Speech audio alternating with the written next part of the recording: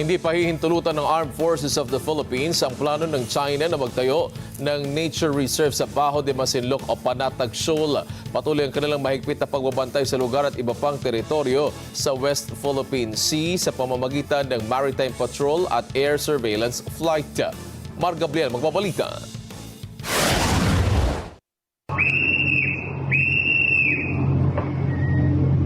Naging matagumpay ang ika-11 multilateral maritime cooperative activity sa pagitan ng Armed Forces of the Philippines, Japan Maritime Self-Defense Force at ng US Indo-Pacific Command sa West Philippine Sea nitong weekend.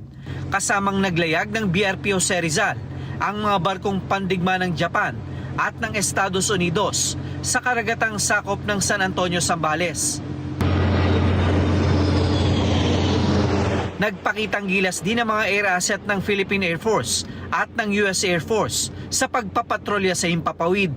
Muli namang binatikos ng China ang aktibidad at iginiit na ginagamit ng ibang bansa ang Pilipinas bilang proxy war tool sa West Philippine Sea.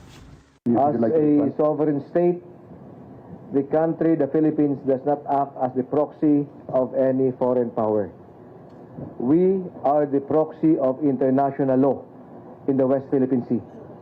We are the proxy of the rules-based international order and all other countries that support a free and open maritime domain in the South China Sea.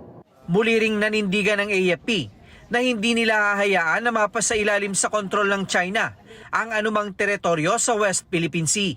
Sa harap ito ng plano ng China na magtayo ng nature reserve sa Bajo de Masinloc o sa Panatag Shoal.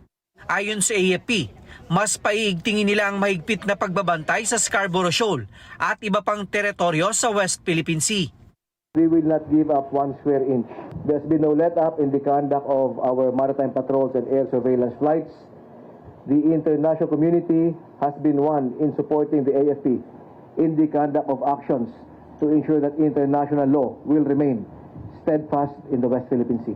Ang panibagong pahayag ng China ay bahagi lang daw ng estilong baluktutin ang katotohanan at pangatwiranan ang iligal na presensya nila sa teritoryo ng Pilipinas.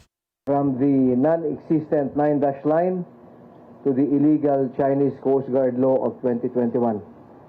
This recent pronouncement on the nature reserve is part of the malign influence to shape public perception and again justify their illegal presence.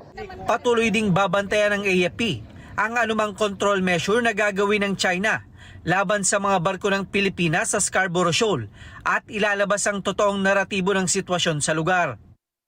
Mar Gabriel, para sa Mata ng Agila. Matatag, matapang, matapat.